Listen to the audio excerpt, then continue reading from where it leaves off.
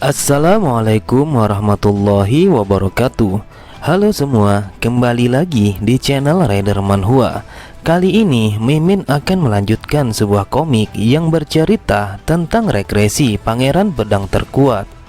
Pada part sebelumnya, setelah berhasil menaklukkan pasukan negara suci dan melakukan mediasi bersama sang kaisar, Aaron pun bergegas untuk pergi menemui Dewi Vivian. Akan tetapi ia sangat tidak menyangka jika sang Dewi yang telah membangkitkannya untuk hidup sebagai Duk Aaron.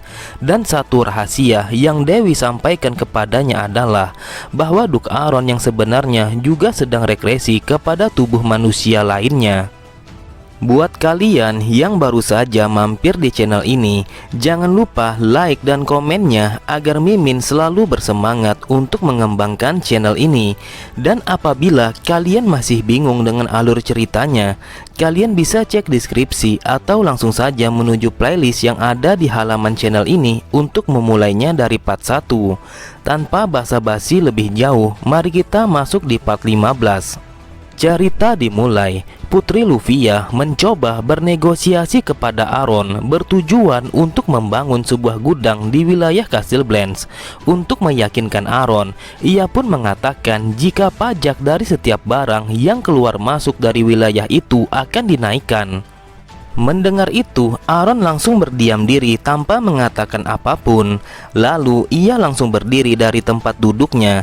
Sambil berpaling meninggalkan mereka, Aaron memerintahkan kepada Kainus untuk mengusir wanita itu, karena ia sangat tidak puas dengan apa yang telah ditawarkan oleh wanita itu. Tiba-tiba terdengar suara Lufia yang mengatakan air suci, dan itu membuat Aaron menjadi terkejut. Lalu Lufia kembali berkata, air suci itu persentasi pajaknya adalah 15%, dan kami bersedia menambah pajaknya menjadi 20% sebagai gantinya. Dan ia meminta kendali penuh untuk mendistribusikan air suci itu. Melihat Aaron yang kebingungan, Lufia pun mengatakan, apakah Anda tahu orang yang bernama Gerald si Adventure? Mendengar nama Gerald, ia mencoba untuk mengingat siapa orang yang ia maksud. Lalu Kainus pun berbisik, ia memberitahu jika orang yang ia maksud adalah seorang adventure pertama yang memasuki Dungeon of Athun. Kemudian Lufia pun menjelaskan bahwa Gerald adalah orang yang telah ia utus untuk mencari air suci penyembuh. Semua itu dikarenakan kami selalu gagal untuk menemukan sebuah obat yang dapat menyembuhkan ayah kami, meski kami mencarinya di wilayah barat ataupun di wilayah benua tengah. Sejauh ini hanya air suci itu yang mampu untuk menolongnya. Tetapi pada akhirnya kami mampu mengetahui bahwa air suci telah diproduksi oleh Order Vivian. Sambil menatap Moria dengan tatapan yang mengintimidasi, Aaron bergumam, aku kira semua informasi telah dirahasiakan dan menjadi informasi khusus untuk kita berdua. Karena informasi tentang air suci sudah mereka ketahui, Aaron berkata, jadi kenapa kau sangat ingin kepada air suci? Biar aku tebak, kau ingin kendali penuh atas distribusinya adalah supaya kau bisa menjualnya ke wilayah benua tengah. Dengan santainya Lufia mengatakan, pendapat Anda tentang kami itu adalah salah. Alasan kenapa Anda memutuskan tidak mendistribusikan air suci ini, saya yakin semua itu pasti ada kaitannya dengan hubungan rumit Anda kepada sang kaisar. Itulah kenapa kami ingin mendistribusikan air suci kepada wilayah barat. Dengan begitu, kita dapat membantu upaya perang di dalam wilayah barat yang sekarang sedang berperang melawan sang kaisar. Oleh sebab itu, saya yakin kekuatan sang kaisar lambat laun pasti akan melemah. Kainus pun mencoba untuk memberikan pendapatnya. Walaupun penawar mereka dapat memberikan kita cukup uang, akan tetapi saya rasa tidak ada alasan untuk memberinya kendali penuh atas distribusinya. Jadi menurut saya akan lebih baik apabila kita mengurus wilayah barat secara langsung. Terlihat Aaron yang memikirkan langkah apa yang akan ia ambil. Jujur saja kami akan lebih untung apabila kami menjual air suci di wilayah tengah ketimbang wilayah barat. Namun ada kemungkinan bahwa air suci kami akan didistribusikan kepada pasukan sang kaisar. Itulah alasan kenapa aku membatasi suplai air suci di luar wilayah kita. Ia memiliki naluri yang tajam yang dapat mengetahui pangsa pasar, serta kemampuan negosiasinya yang membantunya untuk dapat memahami keinginan sang pembeli. Dengan kemampuan seperti itu, ia akan menang melawan siapapun. Akan tetapi sangat disayangkan bahwa negaranya akan mengalami kehancuran. Aku tidak akan membiarkan mereka mati begitu saja. Jadi aku putuskan untuk melakukannya. Dengan tegas Aaron mengatakan, "Baiklah, aku akan memberimu kendali penuh atas air suci kami. Namun apabila jika aku menemukan bahwa kalian telah menyuplai air suci kepada wilayah tengah, maka perjanjian ini akan langsung kita batalkan." Mendengar itu, Kainus pun sangat terkejut karena ia tidak menyangka jika Aaron mau menerima penawaran itu begitu saja. Lalu Aaron memerintahkan Kainus untuk menyiapkan sebuah kontrak perjanjian kepada mereka berdua. Meski ia merasa keberatan, akan tetapi mau tidak mau ia harus melakukan apa yang telah diperintahkan oleh Aaron. Kemudian Luvia memberikan hormat kepada Aaron karena ia telah menerima proposal penawaran mereka untuk memulai kerjasama mendistribusikan air suci. Meski ia tidak mengetahui simbol apa yang dilakukan oleh Luvia, ia pun mencoba untuk melakukan hal yang sama sebagai penghormatan kepada tamunya. Melihat itu, Luvia pun menjelaskan arti dari salam yang ia lakukan. "Kami tidak menyembunyikan apapun, dan ini adalah segenap jiwa dan ragaku." Beberapa saat kemudian, setelah Luvia pergi meninggalkan mereka, Kainus pun berkata, "Walaupun saya menerima keputusan Anda, saya rasa memberikan seorang pedagang kendali penuh atas menyalurkan air suci itu merupakan tindakan yang sangat gegabah." Kemudian Aaron berkata, "Aku tahu dan aku pun juga paham ada kemungkinan seperti itu. Akan tetapi kita sangat memerlukan 50.000 pasukan untuk memperkuat wilayah Bran. Dengan tidak adanya metode lain untuk mengumpulkan cukup uang, maka ini adalah keputusan terbaik yang bisa kita ambil. Selain itu, kau mungkin tidak akan mengerti, tapi katakan saja bahwa aku tidak hanya menyelamatkan satu nyawa, akan tetapi ribuan nyawa."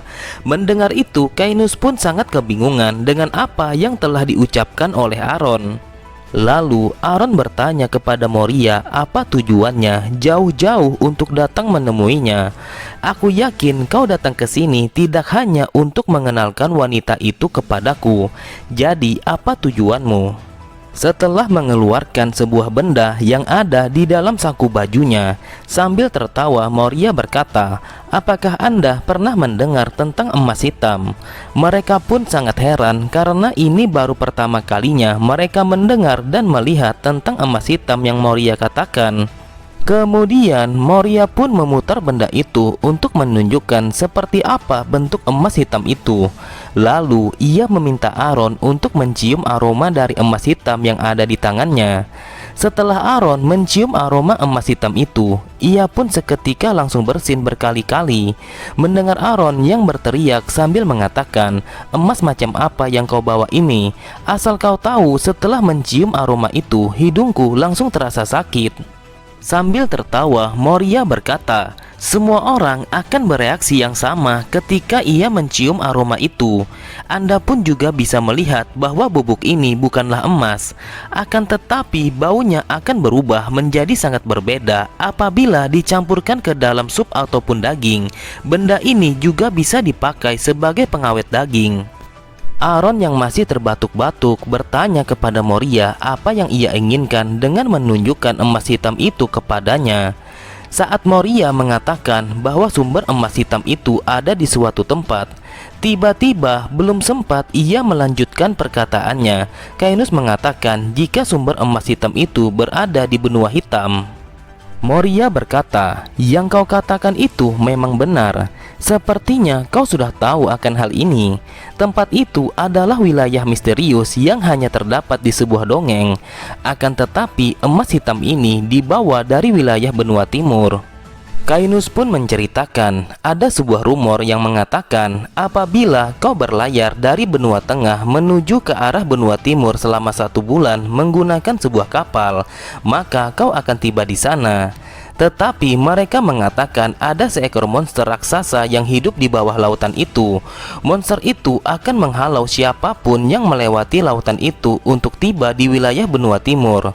Jadi wilayah itu memang sangat misterius. Kainus pun berkata di dalam hatinya, aku tahu siapa monster itu. Lautan itu adalah wilayah yang ditempati oleh naga laut Levitan. Aaron pun bertanya bagaimana caranya Moria mendapatkan emas hitam itu, sedangkan untuk mencapai wilayah benua timur sangat susah sekali.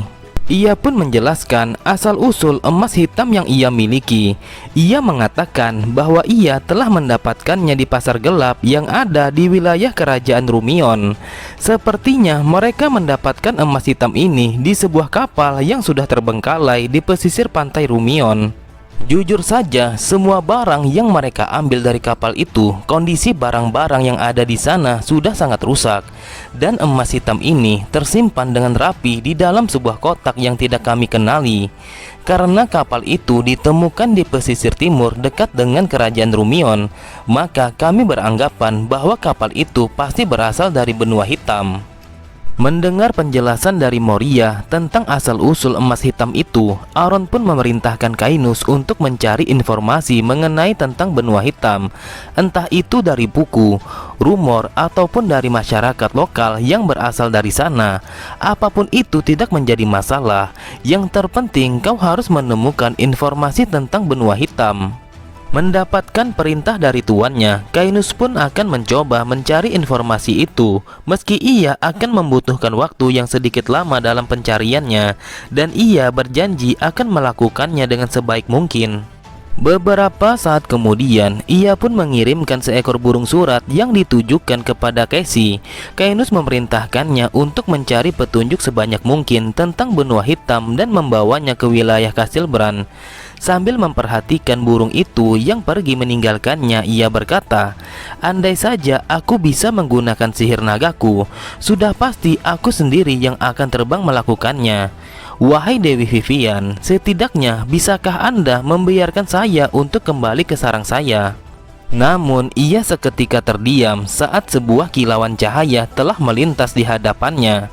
Lalu ia berkata, Dewi itu sangat keras kepala, bahkan untuk mengirimkan sebuah pesan ia tidak mengizinkanku. Cerita berpindah 2 bulan kemudian. Terlihat Pak Tua yang sedang tertunduk sambil memegang sebuah kertas. Melihat itu, Aaron bertanya ada apa dengan Pak Tua itu, kenapa ia bertingkah seperti itu. Sambil terisak-isak, Pak Tua itu mengatakan, wahai Tuan, sepertinya sudah waktunya bagi saya untuk mati di sini. Namun seketika ekspresinya langsung berubah penuh bersemangat. Selama saya hidup, saya belum pernah memegang uang sebanyak ini. Kita berhasil mendapatkan jutaan koin emas dari bisnis air suci yang kita lakukan selama 2 bulan ini.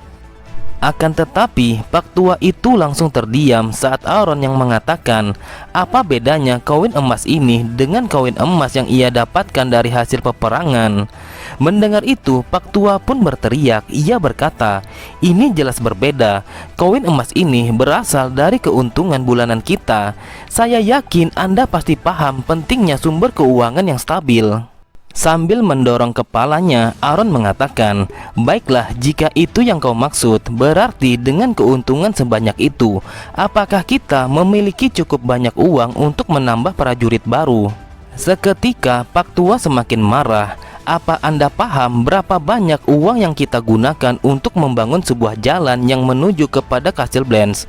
Dan sekarang Anda ingin menambah prajurit baru. Bukannya Anda baru saja menambah 10.000 prajurit baru? Aaron pun menjelaskan tujuannya untuk menambah prajurit baru itu adalah agar mereka bisa memperkuat keamanan semua wilayah yang masuk ke dalam wilayah Bran. Dengan tegas, Pak Tua bersikeras mengatakan, jika kita sekarang menambah prajurit baru, maka kita tidak akan bisa memelihara wilayah kita. Mendengar itu, Aaron pun menjadi sangat pusing. Lalu ia mengatakan untuk memeriksa jalan yang baru saja mereka bangun. Beberapa saat kemudian, terlihat Aaron dan Kainus telah melaju dengan memacu kudanya menuju proyek pembangunan jalan yang dilakukan oleh Pak Tua. Sambil memperhatikan di sekitar mereka, Kainus mengatakan, Pak Tua itu memang sangat hebat dalam mengerjakan tugasnya. Progresnya sangat luar biasa. Kainus pun sangat heran saat Aaron yang meminta pendapatnya apakah mereka akan bisa mendapatkan 50.000 pasukan baru untuk memperkuat wilayah mereka. Kainus mencoba berpikir sejenak jawaban apa yang akan ia ucapkan untuk membuat Aaron menjadi tenang. Lalu ia mengatakan, ini adalah pendapat saya, jika kita melakukan itu, maka wilayah kita akan terkena dampak yang terlalu besar. Ternyata yang dikatakan oleh Pak Tua itu memang benar adanya. Kita memerlukan 50.000 pasukan baru, akan tetapi kita tidak memiliki cukup uang untuk melakukannya. Namun seketika Aaron sangat terkejut saat melihat Kainus mengeluarkan sebuah buku dan ia mengatakan, meski kita dalam keadaan kekurangan uang, bukan berarti kita tidak bisa melakukannya. Anda tidak usah khawatir, kita akan membentuk pasukan baru di benua yang berbeda dalam naungan kendali wilayah Bran. Cerita berpindah, sesampainya di ruang kerja Aaron, ia begitu sangat memikirkan tentang membangun sebuah kekuatan atau bisa disebut sebagai negara vassal di wilayah benua hitam. Ini adalah kesempatan yang bagus apabila mengingat kebutuhan uang yang diperlukan oleh wilayah ini. Akan tetapi tempat yang kita perlukan untuk negara vassal adalah wilayah benua hitam yang tidak pernah kita ketahui sama sekali. Sambil membaca isi catatan buku yang diberikan oleh Kainus, ia berpikir, aku ragu apakah meninggalkan wilayah Bran demi melakukan perjalanan jauh itu dapat dipertanggungjawabkan. Aku ragu bisa jadi hasilnya akan gagal total. Di dalam buku itu menceritakan perjalanan seseorang yang pernah sampai ke wilayah benua hitam. Ia bercerita, semua orang memanggilku sebagai orang yang gila dan tidak waras. Di saat aku menghilang selama 10 tahun, bahkan istri dan anakku, mereka juga menganggapku sebagai orang yang gila. Semua itu karena aku selalu menceritakan tentang benua hitam di hadapan mereka. Tetapi walaupun semua orang telah memusuhi dan menjauhiku, aku tetap saja menyebarkan kebenaran yang ada. Dan aku memutuskan untuk membuat catatan seperti ini untuk seseorang yang akan mempelajari kebenaran yang sebenarnya, sama seperti yang aku ceritakan. Apa yang ia maksud dengan kebenaran yang sebenarnya? Apakah ada sesuatu rahasia yang belum bisa kami pahami? Aaron pun kembali membaca buku itu lagi. Selama 10 tahun yang aku habiskan sebagai budak di wilayah benua hitam, aku telah banyak menjumpai banyak barang dan juga bumbu yang sangat berharga. Begitu juga dengan bermacam-macam perhiasan yang belum pernah aku lihat sebelumnya di wilayah benua tengah. Akan tetapi benua hitam ini sama sekali tidak memiliki penyihir. Apabila wilayah benua tengah mengirimkan 10.000 pasukan, sudah pasti dengan mudahnya mereka akan mengendalikan wilayah benua hitam ini. Dunia ini adalah bulat, dan apabila kau meninggalkan sebuah pemikiran tentang bahwa dunia ini berbentuk datar dan juga ada tebing di ujungnya, maka kau akan dapat mencapai benua hitam. Akan tetapi hanya satu pesanku kepada kalian, tetaplah waspada kepada satu ekor monster laut yang sangat berbahaya. Ia akan menghancurkan apapun setiap sesuatu yang melintasi wilayahnya. Kalau saja monster itu tidak ada di muka bumi ini, sudah pasti aku akan membawa bukti kepada mereka bahwa benua hitam itu memang benar nyata adanya. Terlihat Aaron yang masih memikirkan isi dari buku itu. Ada beberapa yang membuatku menjadi ragu. Akan tetapi aku tidak boleh melewatkan kesempatan berharga ini. Jadi apa yang harus aku lakukan? Seketika ia menyadari akan sesuatu dan ia mengatakan akan menggunakan cara itu untuk melakukannya. Cerita berpindah. Terlihat Aaron yang sedang menghadapi sebuah makanan yang ditaburi dengan serbuk emas hitam, karena ia teringat akan perkataan Moria, apabila ia menaburkan serbuk emas hitam itu, maka ia akan merubah rasa pada sebuah makanan. Meski perasaannya masih ragu, akan tetapi mau tidak mau ia harus mencobanya. Ia berpikir, jika ia mati karena memakan ini, maka itu adalah sebuah takdir. Seketika ia pun langsung terkejut saat mengetahui rasa dari makanan yang telah ditaburi dengan serbuk emas hitam.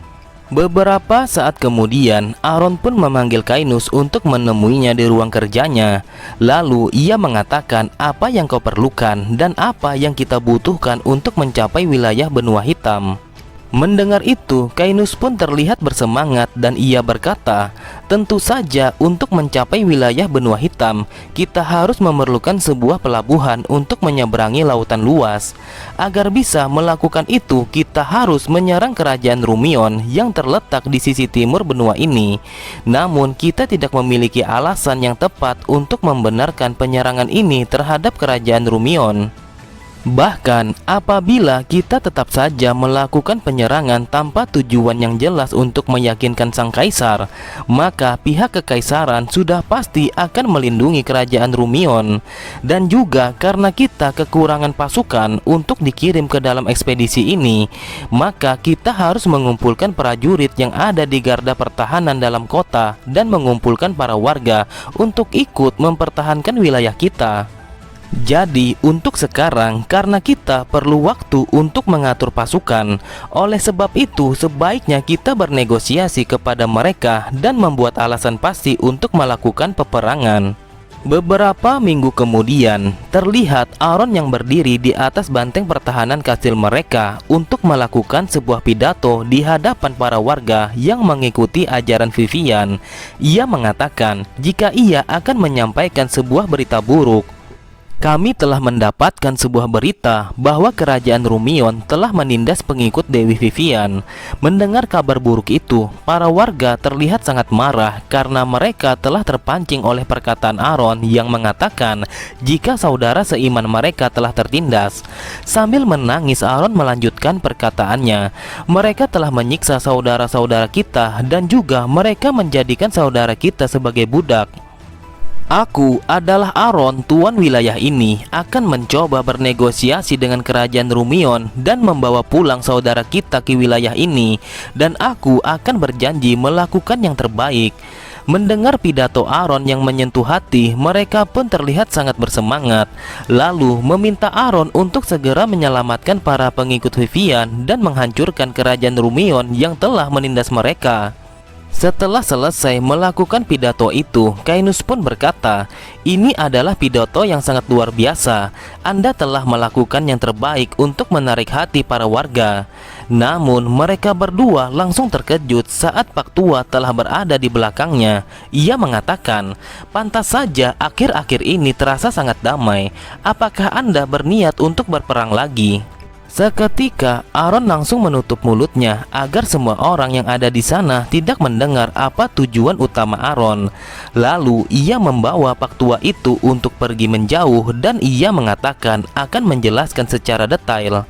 Tiba-tiba Pak Tua itu sangat marah saat mendengar Aaron yang meminta kepadanya untuk menyiapkan ribuan jirah yang dipersiapkan untuk para pasukan. Namun seketika ia langsung terdiam saat Aaron menaruh sebuah makanan di dalam mulutnya. Apa Anda pikir dengan menyogokku dengan sebuah daging akan meluluhkan hatiku agar aku bisa menyediakan apa yang Anda pinta? Akan tetapi belum sempat ia melanjutkan perkataannya, seketika ia pun sangat terkejut karena yang ia makan sangatlah nikmat sekali. Aaron hanya tertawa. Ia berkata, "Aku yakin kau belum pernah merasakan rasa yang seperti ini. Inilah alasan kenapa kita harus menyerang kerajaan Rumion. Aku yakin kau pasti bisa menyiapkan jirah yang diperlukan oleh pasukan kita." Terlihat Pak Tua itu begitu bersemangat. Ia mengatakan, "Di makanan ini aku telah mencium bau uang yang begitu banyak." Kemudian mereka pun perlahan meninggalkan Pak Tua yang bersorak penuh kegembiraan. Namun seketika mereka sangat terkejut saat Pak Tua langsung memanggil mereka.